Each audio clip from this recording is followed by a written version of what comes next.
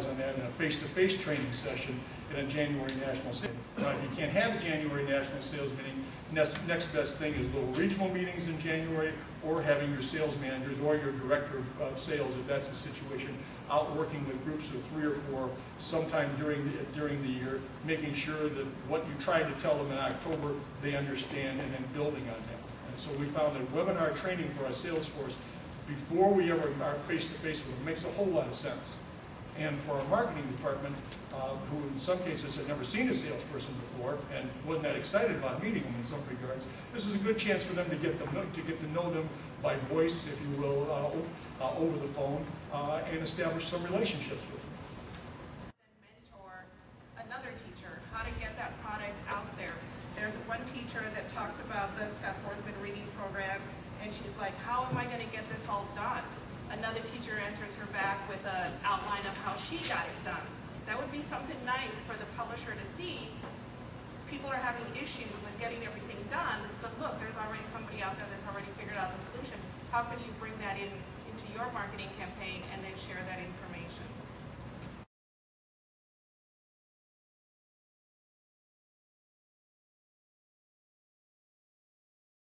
A couple of observations I've made at trade shows recently is it has to do with marketing collateral that's actually distributed at trade shows. Sometimes I end up with a box of things that I've collected, and it's interesting sometimes to sit down and go through them and realize that by the time I get to the end of them, I have no idea what was being sold or what the problem was that this product solved. And so I think one of my tips is that, and it's certainly something that we're going to try to do a lot more of, is be really clear and concise about what this product is, what it can do for you, and how you go to the next step of taking, either coming to our website, getting a demo account, or taking some sort of a test drive to learn more about it. The reason I think this is relative is I was in the technology coordinator's, a district technology coordinator's office a few weeks ago, pretty big district in Texas. I mean, it looked like my mailbox, which I never pick up the mail. But it was just boxes of product brochures. So they're just inundated with all these things. So your stuff's always going to be lost in the crowd. And so when I looked through a lot of the stuff that he had no idea what it was. He had to actually he had to have made an effort to actually dug around inside the brochure to see what it was. And I sometimes think that the better direct mail pieces, depending on the nature of your product or the service you're selling, get it right there on the cover and see if you can grab their attention immediately. Because the chance of, I think, people who are as busy as some of these folks are actually digging around and sitting down and enjoying the whole thing is probably slim. If I could add a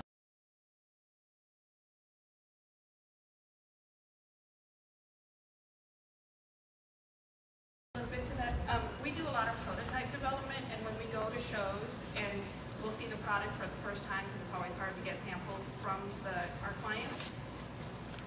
More often than not, the salesperson in the booth will immediately, you designed this? Can you tell me about some of the features? Can you tell me what you guys were thinking? What's important for me to say? And I am always left with my mouth wide open, because I think, here we spent a year and a half of development working with the sales director, working with the marketing director, working with the sales team in Texas, Florida, California, everywhere. And you're telling me that the first phase, Fred Smith here in Austin at the trade show, doesn't know any of that information?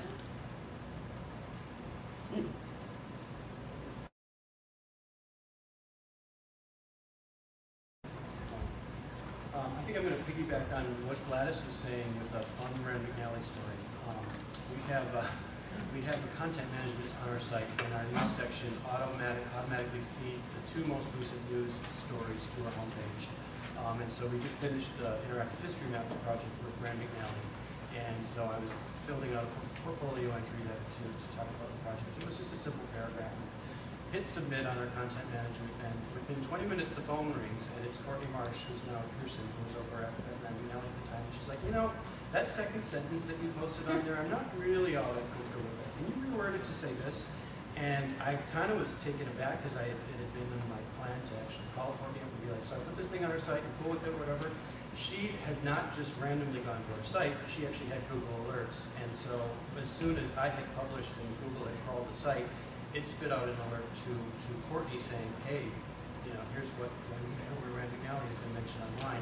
And so that kind of goes to point 5 of my points there, is that the online traffic analytics that you can get with like something like Compete or Google Analytics, as well as free Google Alerts, or their subscription services, a bunch of different price ranges. There was always $4.95 a month. Really gives you a good opportunity to monitor what's being said about you online. And so, like you were saying, if a student is complaining about something or other, you immediately have that.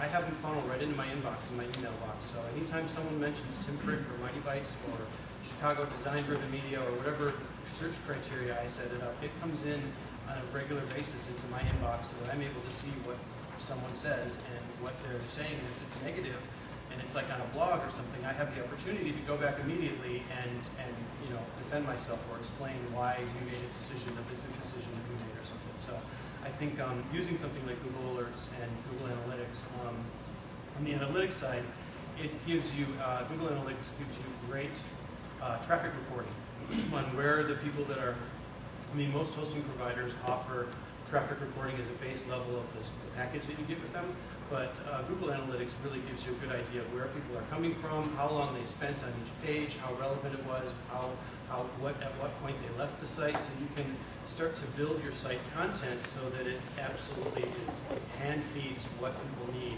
based on where they go and where they're coming from. So it's a really good way to think as far as philosophically about how to approach your site content and how it can be fed to your customers or to your users. Yeah. I'm amazed at what you guys are saying.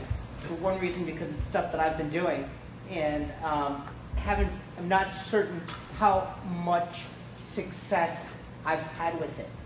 Can you actually point to, and I'm not asking you to do it now, but can you point to business relationships that you've entered into because of this work that you've been doing online? Yeah, we've gotten a number of different clients. We don't, like I said earlier, we don't do just education work. We do a lot of arts and entertainment organizations, some not-for-profits, some corporate work as well. And there have been some people who I've been chatting up on Facebook who've become our clients. There have been some people who have I've connected with on LinkedIn who've become our clients. And some people, a lot of times, we also have a contact form directly, easy to find on our site. And people, use our website all the time, and they're like, "Oh, I was on, Zing, and I saw your Facebook, your Mighty Bites Facebook page, and I saw that you guys do cool work, and you do a lot of stuff for publishers, and so, I've got this project, and give me a call." And it immediately comes into my inbox, and I usually try to give them a call in a couple of minutes. So yeah, I can definitely vouch for the fact that it's increased our business. Debbie? 2 questions. You mentioned you're spending like 2 or 3 hours a day sort of minding all of this stuff. Is that is the time that you're going on?